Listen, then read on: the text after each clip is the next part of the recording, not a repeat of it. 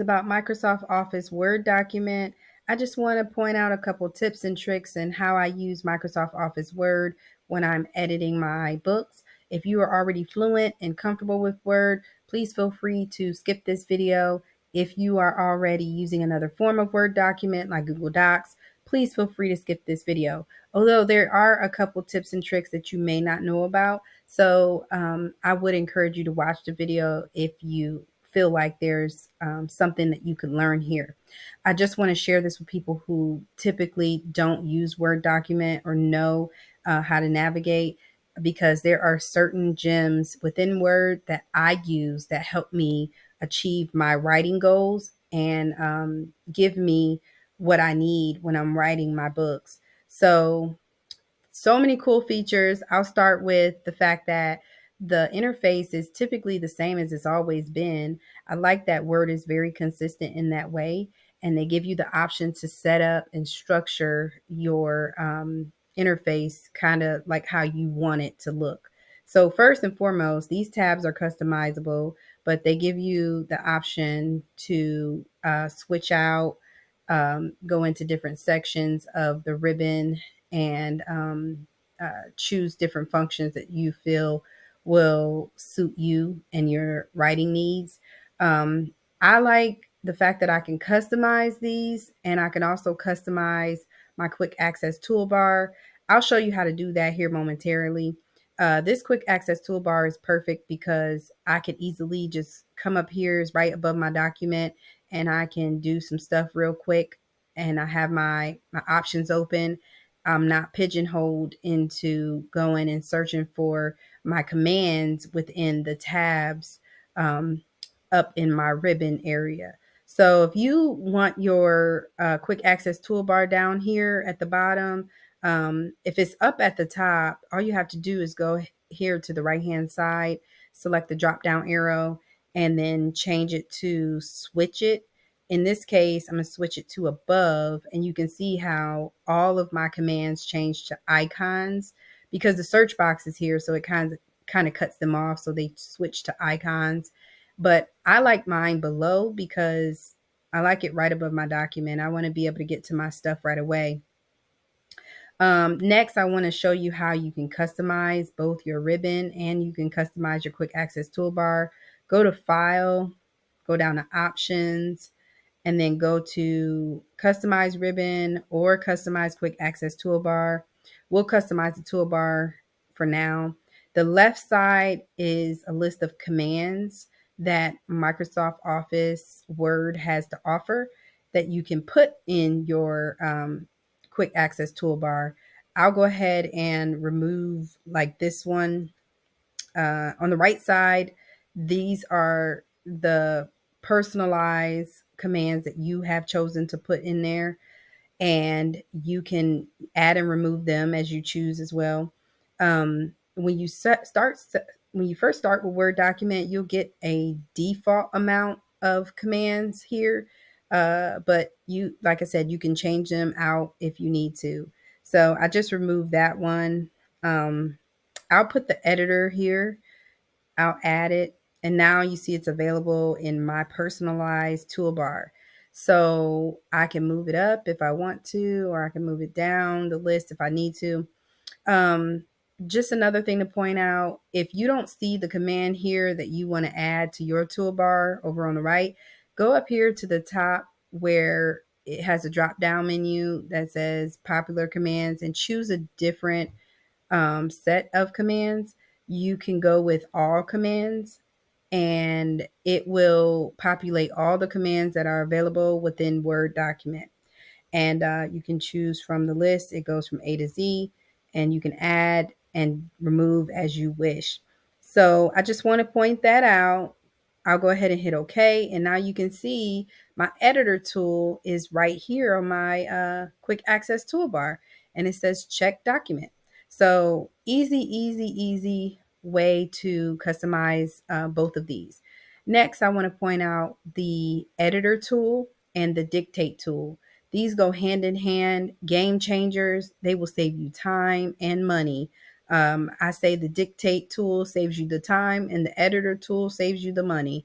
If you go ahead, and I'll go ahead and click dictate, and I'll show you exactly how it works. So this essentially is a audio transcription built into Word document. So you can speak whatever you want to speak, and it will transcribe your words into text, and it will be available on your Word document. So I'll go ahead and speak and show you how it's done. Hello, my name is Heaven. Thank you so much for joining me. I hope you have a great day. Period. I X'd out. And now, as you can see, I have words, and it was very accurate. I will say you will have to go in and make your own punctuations. So if you are not good with punctuations, please note that this is something that you will have to do on your own. I don't think that that dictation tool will allow you to do it. It may, you might want to look into details, but for the most part, it gives you the audio transcribed into text, and it's right there. And I really like that feature. Um, if you want to edit your document as you go, um, you can click the editor.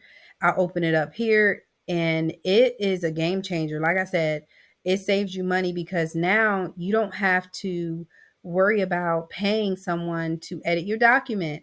You can easily edit it yourself. It gives you an editor score over here up at the top, and then it also edits your document and sees how it measures up to your spelling, your grammar, your clarity, your conciseness, inclusiveness, and vocabulary. It's just nice because it checks for all these refinements and corrections. And for me, I like to edit mine in one of three ways. I can choose formal, professional, or casual. I usually go with professional because it edits it in a professional way, even though it still sounds like me. So this is a game changer. Please, please, please use this function.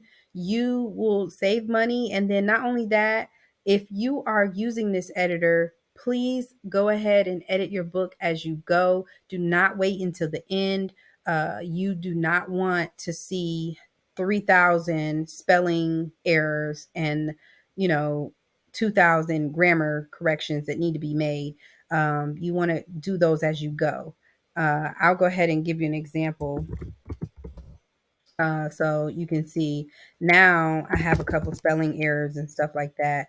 So it's going to spit out, you have three corrections that you need to make. It'll show right here on the side. And then I'll click that to make my corrections. It'll give me some suggestions to consider. I'll either take the suggestions or I'll ignore them.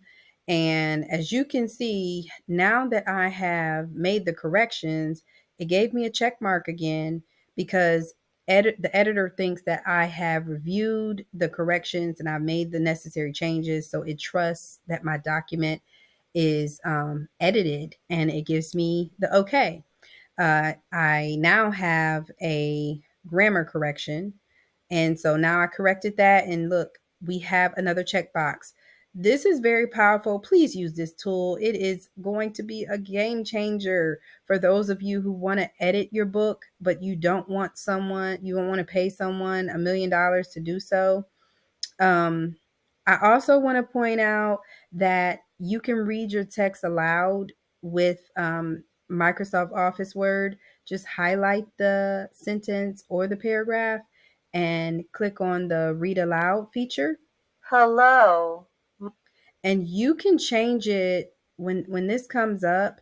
You can change it to, you can change the speed, you can make it slower, you can make it um, speak fast, you can change it to a female or a male voice. It's completely up to you. I really like this feature. If you want to see how your document sounds when it's read aloud, if it's going to be an audio book, or if it's, you just want to see how it sounds when people read it out loud, this is very powerful. The read aloud function allows you to do that, and it's pretty accurate too. Just like the dictate function is pretty accurate, and it's fast.